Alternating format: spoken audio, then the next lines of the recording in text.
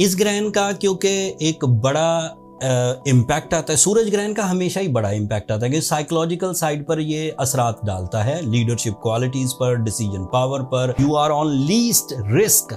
सूरज की वजह से जो कॉम्प्लिकेशंस आ सकती हैं वो बड़ी हद तक मरकरी से रिपेयर हो जाएंगी।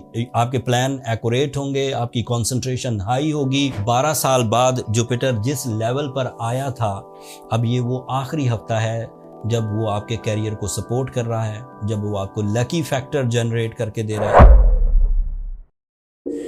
मैं हाजिर हूँ इस हफ्ते की एस्ट्रोलॉजिकल रिसर्चेस के साथ। First week of October 2 astrological event के साथ आपको कुछ मसरूफ रखेगा।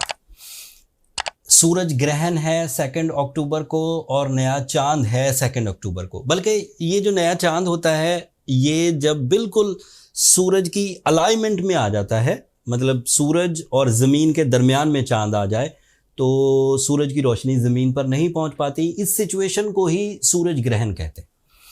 एंड ये दोनों इवेंट 2 अक्टूबर को हैं। आपके लिए काफ़ी इंपॉर्टेंट हैं वर्गोज़।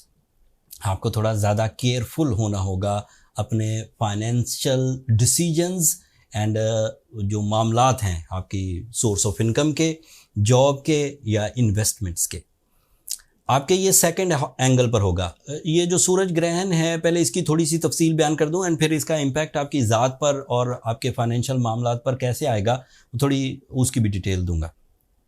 सूरज ग्रहण 2 अक्टूबर को है 8:42 पर है। इशा का टाइम होगा, तकरीबन रात हो चुकी होगी एंड देन फिर वो मैक्सिमम होगा 11:45 पर एंड 2:47 मिडनाइट पे 3 अक्टूबर वाली रात में तकरीबन वो फिनिश हो जाएगा। पाकिस्तान में नज़र नहीं आएगा। जब पाकिस्तान में नज़र नहीं आएगा तो उसके वो जो मजहबी नौइयत की ज़िम्मेदारियां हैं वो आपके ज़िम्मे नहीं है। जिन ममालिक में वो नज़र आएगा वहाँ पर अगर मुसलमान हैं तो उन्हें कंसीडर करना चाहिए नमाज आयत को एंड दीगर भी सदकात वगैरह। नज़र आएगा यूनाइटेड स्टेट्स में, फुल होगा सिर्फ अर्जेंटीना में और चिली एक मुल्क है, उन 2 ममालिक में। बाकी ब्राज़ील में, यूनाइटेड स्टेट्स में, न्यूजीलैंड में ये सब पार्शल ग्रहण कहलाएगा। इस ग्रहण का क्योंकि एक बड़ा इम्पैक्ट आता है, सूरज ग्रहण का हमेशा ही बड़ा इम्पैक्ट आता है कि साइकोलॉजिकल साइड पर ये असरात डालता है, लीडरशिप क्वालिटीज़ पर, डिसीजन पावर पर, इन्वेस्टमेंट अपॉर्चुनिटीज़ पर। रोज़मर्रा के जो काम आप अपने जहन से कर रहे होते हैं उनको भी थोड़ा सा इल्म फल्कियात के एतबार से मजरू करता है, थोड़ा कमज़ोर करता है। तो आपको 2 अक्टूबर से लेकर एक हफ्ते तक थोड़ा केयरफुल रहना होगा अपनी सोर्स ऑफ इनकम में, अपने अखराजात में एंड अपनी डेली जो लेन देन की रूटीन है उसमें।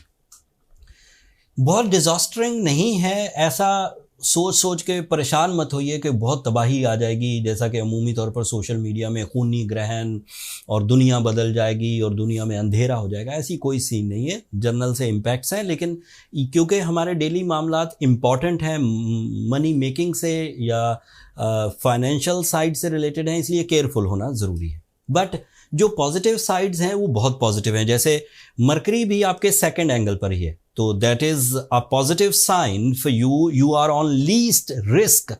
सूरज की वजह से जो कॉम्प्लिकेशंस आ सकती हैं वो बड़ी हद तक मरकरी से रिपेयर हो जाएंगी। आपके प्लान एक्यूरेट होंगे, आपकी कंसंट्रेशन हाई होगी, आपकी कम्युनिकेशन मैजिकल होगी, आपकी प्रेजेंटेशन अच्छी होगी, आपका पब्लिक इमेज अच्छा होगा by the support of mercury. But solar eclipse उसमें थोड़ी ज़ोफ पैदा करेगा, थोड़ी सेंसिटिविटी पैदा करेगा। मरकरी उसे कवर करेगा, लेकिन सूरज ज़रा ज़्यादा बड़ा है, उसके नेगेटिव इम्पैक्ट थोड़े ज़्यादा होंगे, मरकरी की पॉजिटिविटी ज़रा कम होगी, तो आपको 10-15% ज़रा ज़्यादा केयरफुल रहना होगा। मरकरी की अदरवाइज आपके लिए पॉजिटिविटीज़ क्या हैं कि ये आपके 10th एंगल का रिप्रेजेंटेटिव है। 10th angle means your source of income, your new opportunity in the source of income. बेरोज़गार वर्गोज़ अपने सोर्स ऑफ इनकम के लिए अगर कोई डिसीजन लेना चाहें, कोई रोज़गार शुरू करने के लिए सेल्फ एम्प्लॉयमेंटशिप की तरफ जाएं या कोई जॉब ऑफर होती है तो इख्तियार करें, ग्रहण के असरात नहीं आएंगे। वीनस आपके 3rd एंगल पर है, that is ideal for your love life, that is ideal for your higher education, that is ideal for your emotions, for your caring concept, for your spiritual side, for your public connections. Venus is also responsible of your 2nd angle. 2nd angle again आपकी financial investments, आपकी opportunities उसको support करेगा। तो सिर्फ सूरज and सिर्फ चांद जिस तरह के डैमेज कर सकता था उसको वीनस भी कवर कर रहा है, उसे मरकरी भी कवर कर रहा है, ज़्यादातर चीज़ें कवर हो जाएंगी।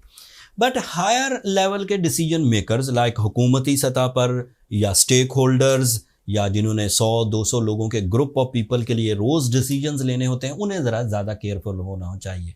जो डेली रूटीन के लोग हैं, जो डेली एक ही तरह के काम करते हैं, जिनका फैमिली लाइफ स्ट्रॉन्ग है, फैमिली में उनकी सोल बॉन्डिंग बड़ी स्ट्रॉन्ग है, ब्लड रिलेशंस के साथ उनके ताल्लुकात बहुत अच्छे हैं, उनके लिए कोई ज़्यादा प्रॉब्लम आएगी नहीं। फिर भी कोई प्रॉब्लम आए तो वीडियो के एंड पर मैं रेमेडी ज़रूर बयान कर दूंगा, आप उसे इख्तियार करेंगे तो सोलर एक्लिप्स की जो नेगेटिविटीज़ हैं उससे भी बच जाएंगे। आपके लिए जुपिटर आपके 10th एंगल पर है, ये उसका आखिरी हफ्ता है।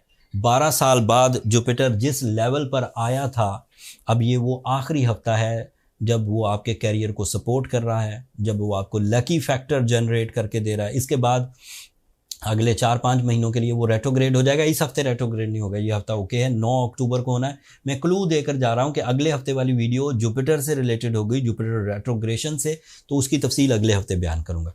अब इसको सम अप करते हैं चीज़ों को। You are very good in your mind skills, you are very good in your personality, you are very good in your decision, you are very good in your plans, you are very good in your public image, you are very good in your learning and teaching skills, and you are also good in your romance, you are also good in your blood relation and your love relations.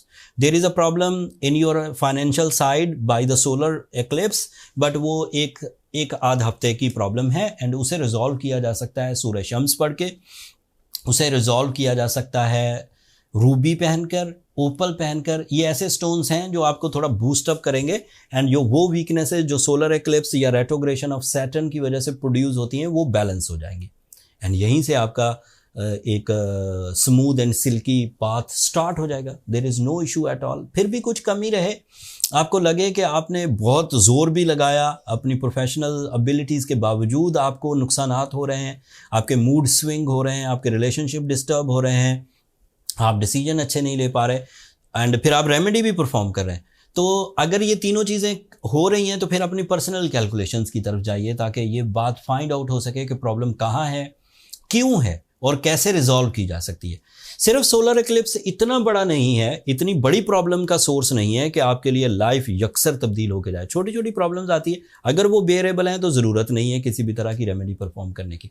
लेकिन अगर वो बेरेबल नहीं है, आप उन्हें digest नहीं कर पा रहे और लाइफस्टाइल डिक्रीज हो रहा है, फिर आप अपनी नेक्स्ट लेवल ऑफ रेमेडीज़ की तरफ जाइए after your birth chart calculation. उसके लिए नंबर नहीं, जुपिटर रेट्रोग्रेड होगा तो वो एक मेजर रोल अदा करेगा, वो रीडेबल होगा, वो इंपॉर्टेंट होगा, उसकी तफसील अगले हफ्ते बयान करूंगा।